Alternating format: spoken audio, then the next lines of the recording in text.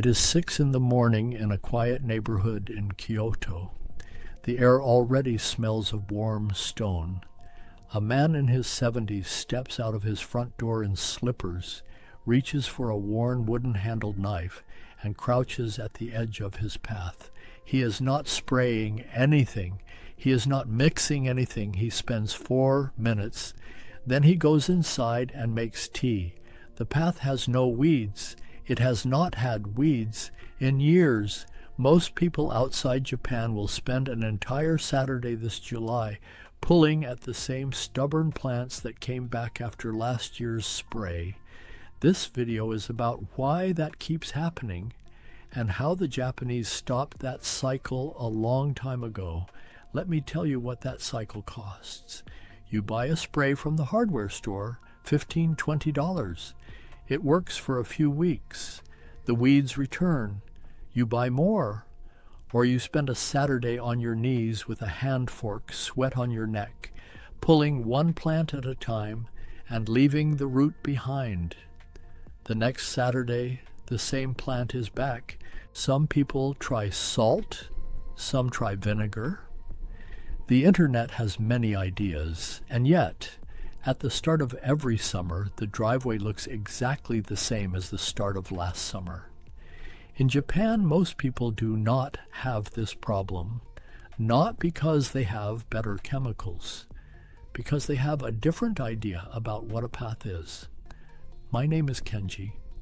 I have kept the same small home for 40 years.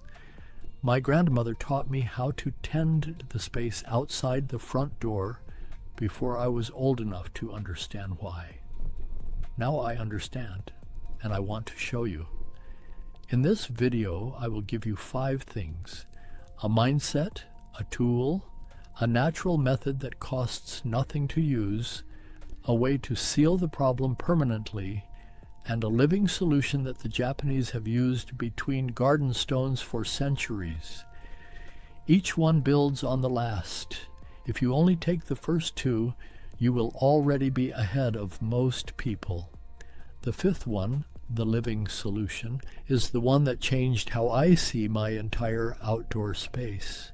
If you want a calmer, cleaner home, subscribe and we will do this together. Before the steps, I want to explain why the Japanese approach works, so that when you do it, you understand what is happening, not just what to do. Weeds in a driveway crack are not the same as weeds in a garden bed. In a garden bed, the root can descend 30 or 40 centimeters into deep soil and insulate itself from anything you pour on top. In a pavement crack, the root has almost nothing beneath it. The crack itself is the whole world that weed lives in. That makes it vulnerable in a way a garden weed is not. Every plant cell is wrapped in a membrane, like a very small water balloon. Heat above about 40 degrees Celsius makes that membrane collapse. The water inside rushes out. The plant deflates. Boiling water leaves the kettle at about 100 degrees and reaches the weed surface in a pavement crack at around 64 degrees, still well past the collapse point. That is why the weed turns yellow and then brown within 24 to 48 hours. It is not burned, it is dehydrated from the inside. But heat alone is not the Japanese way. Heat is one tool. The Japanese way begins much earlier, before the weed is large enough to need boiling water at all. Step 1 is what the Japanese call Soji. The characters mean sweep and remove. It is the daily practice of tending unto, not cleaning up after a mess, but maintaining so carefully that the mess never arrives. In Japan, school children clean their own classrooms every day, not because they made a special mess, because maintenance is a form of respect. Temple monks sweep the same stones every morning, not because the stones were dirty yesterday, because today is today. Applied to your driveway, Soji means a daily 2 to 5 minute walk along your path in the cool of the morning, before 9 in July before the heat builds. A weed seedling in its first week has almost no root purchase in a pavement crack. At that stage, it comes free with 2 fingers, no tools, no effort. Wait 1 more week and it has set roots. Wait 2 weeks and you need a knife and 20 minutes. The Japanese habit distributes the work invisibly across every morning.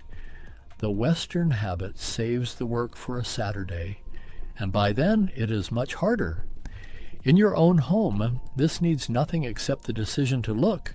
Walk the path while the kettle boils. Walk it when the dog needs walking. 2 minutes. That is the whole of step 1. Step 2 is the tool. This is where Japan has something the West has never quite replaced. The hori-hori is a Japanese soil knife. The name is Japanese onomatopoeia. Hori means to dig, and the doubled form captures the sound the blade makes entering the ground.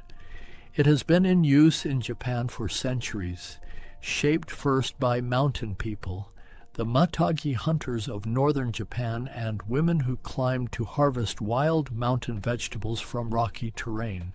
The blade was designed for unforgiving ground, exactly the conditions of a driveway crack. The blade is typically 6 to 7 inches long. One edge is flat and sharp for slicing lateral roots cleanly. The other edge is serrated for sawing through fibrous ones.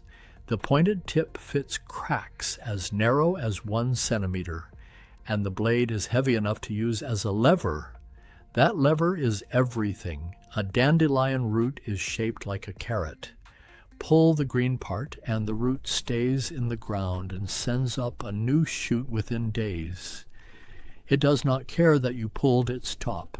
The trick is not strength, it is angle. The hori-hori slides alongside the root, severs the lateral anchors, and then you lever, not pull, the whole root free.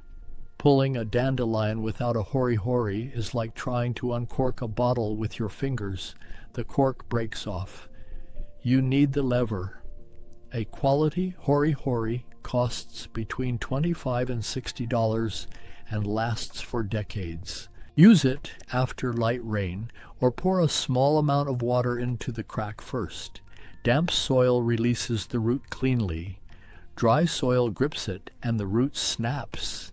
Step 3 is the boiling water. This is where the Japanese mindset shows most clearly. The Japanese would not pour salt on their path, not because they have never seen salt, but because they understand what salt does to the living earth beneath the stone. They would not spray a chemical for the same reason. The path sits above soil that is part of the home. You do not poison what is living beneath you. Boiling water is the natural thermal answer. Standard kitchen kettle, 1.5 to 2 liters of water. Pour slowly and directly into the crack early in the morning while the ambient air is still cool.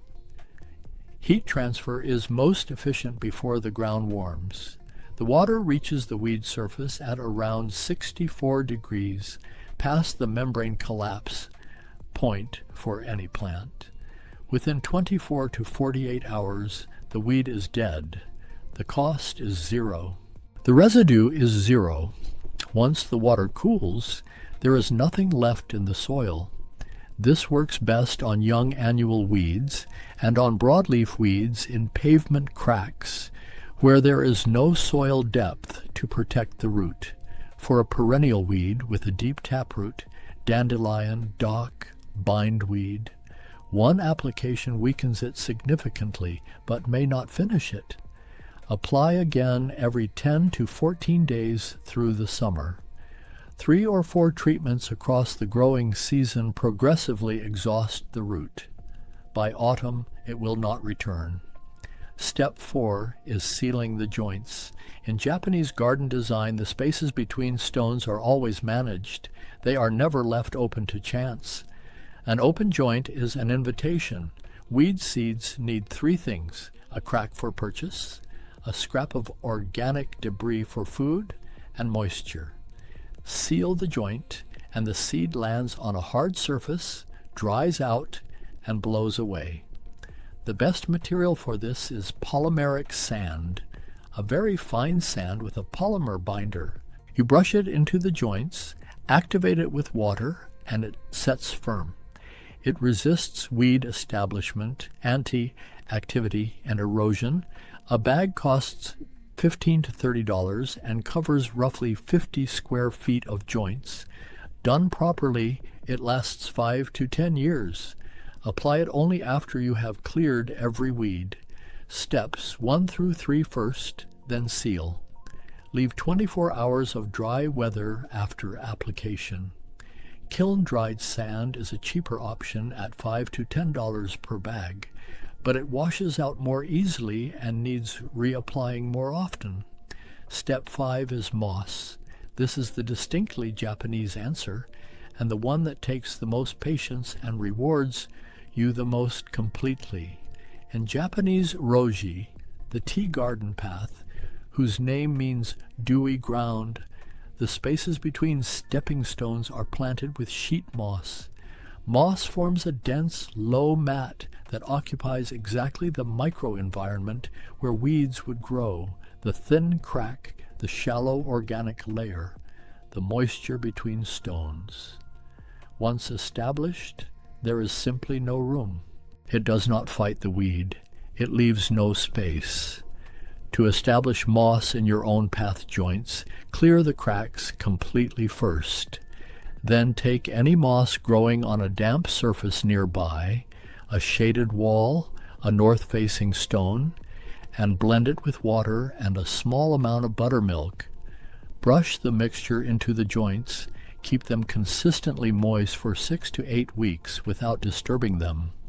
The best season to begin is autumn, September through October, when temperatures drop and humidity rises. July establishment is possible but requires more careful watering. Moss needs partial to full shade, consistent moisture, and slightly acidic soil. No salt, no chemical fertilizer, no bleach. All of those destroy moss on contact. If your driveway faces full sun all day, moss will not grow there, and polymeric sand is the correct Japanese-aligned answer. The Japanese choose the right solution for the actual conditions. They do not force the wrong one. Now let me address a few things you may have seen online, because some of them will waste your time and some of them will damage your garden. Salt. It does kill weeds in the way that fire warms a house, but sodium does not break down. It stays in the soil. Rain washes it sideways into your lawn, flower beds, and the roots of any trees near the path. The ground can take 3 to 5 years to recover. In Japan there is a word, mottainai. It means what a waste, a quiet sadness at the destruction of something living or useful. Poisoning your own earth to kill a weed is exactly the kind of thing that word was made for. Do not use salt, kitchen vinegar. University extension research is clear. 5% acetic acid, the concentration in kitchen vinegar, has negligible effect on an established weed. It may wilt very young seedlings temporarily, but does not reach the root. Horticultural vinegar at 20% or above does work, but at that concentration it is caustic enough to burn skin and eyes. It is not a casual home product. Pressure washing, it looks clean and decisive. The problem is that it blasts out the jointing sand between your pavers, leaving the joints more open than before. The next season of weeds moves in with more foothold than they had originally, and the roots that were there, still there. And the idea that any of these methods, including mine, will work once and be finished. For perennial weeds with established root systems, one treatment is not enough. The Japanese do not expect a one-time solution. They expect to tend. That expectation is the whole difference. I will not pretend any of this is magic. Boiling water kills what it touches. For deep-rooted perennials, you need 3 to 4 applications spread through the summer. Pour carefully. Boiling water burns are a real hazard. Pour slowly. Watch the spout, and keep children well away. The hori-hori takes some practice to feel the correct lever angle. On cracks narrower than 5 millimeters, a thinner weeding knife may suit better. Moss will not establish in full sun or under constant foot traffic. If your conditions are wrong for it, do not force it. And polymeric sand must go into completely clean, dry joints. Rush that step, and it will not set. I want to tell you more about the hori-hori because of all the things in this video. This one has the deepest history. The name is pure Japanese sound. Hori, the act of digging, doubled, the way Japanese sometimes repeats a sound to make it more immediate. The blade was not invented for gardens. It was shaped in the mountains of northern Japan, in Tohoku and Hokkaido, by 2 groups of people. The Matagi were mountain hunters moving through rocky wilderness across the seasons, and there were women who harvested sansai, wild mountain vegetables, things like burdock, bracken, and wild garlic, from the same difficult ground. The soil between the rocks was exactly like the soil in a pavement crack, thin, compressed, resistant. The root went deep. You needed a blade that could lever from a tight angle in unyielding ground. The tool moved from the mountain to the garden during the Edo period, roughly the 1600s through the 1800s, when the great Japanese garden tradition developed. By then the blade had been refined across generations, one flat edge, one serrated, the pointed tip, the weight that allows the lever. Each refinement came from someone who needed to take a root from difficult ground and found a better way. My grandmother had a saying for this. She said that a good tool carries the knowledge of everyone who used it before you. This knife was made in the mountains by people who needed roots from stone.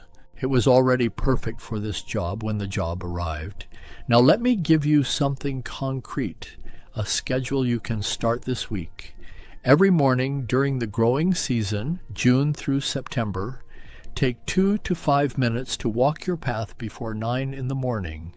Pull anything that emerged overnight with your fingers or the hori-hori. This is your daily Soji. It never becomes a large problem because you never let it build. Once a week, spend 10 to 15 minutes on a deeper inspection. Clear any organic debris from the joints, dead leaves, washed-in soil, because that debris is the seedbed for the next round. Apply boiling water to any weeds that reappeared. This weekly session becomes shorter as the season progresses and the weed population drops.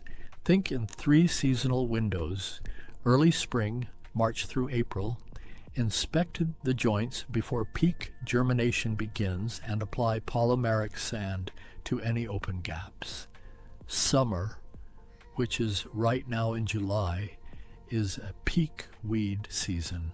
Keep the daily Soji and apply boiling water every 10 to 14 days on any perennial regrowth. Autumn, September through October, is the best window to inoculate with moss and do a thorough final clearing of joints before winter.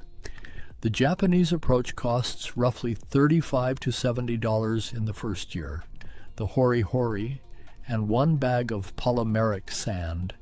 After that, close to nothing. A spray and repeat approach costs $50 to $400 or more per year every year, and it leaves the soil beneath the path progressively worse.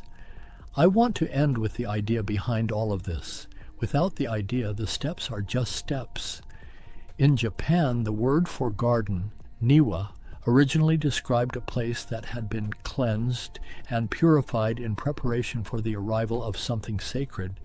The path in front of your home is not infrastructure. It is the first threshold. It is the face your home presents to the world. There is a traditional Japanese ethic: sweep not just your own path, but the street in front of your neighbors' homes. The morning walk belongs to the whole street, not just your own front door. The Western approach to driveway weeds is adversarial. The weeds are the enemy. You attack when they get bad enough. The Japanese approach is relational. The path is part of your home. You spend 4 minutes with it each morning, not because it is in crisis, because today is today. In Japan, we do not have a weed problem. We have a morning habit. The West sells you stronger and stronger solutions to a problem that the Japanese quietly prevent. Once you see that difference, really see it, the Saturday of pulling and spraying starts to look less like bad luck and more like a choice. The choice to wait until rescue is the only option, rather than tending so the rescue never comes. My grandmother never fought her path. She tended it. After 40 years of doing the same, I am not sure I have ever fought mine either.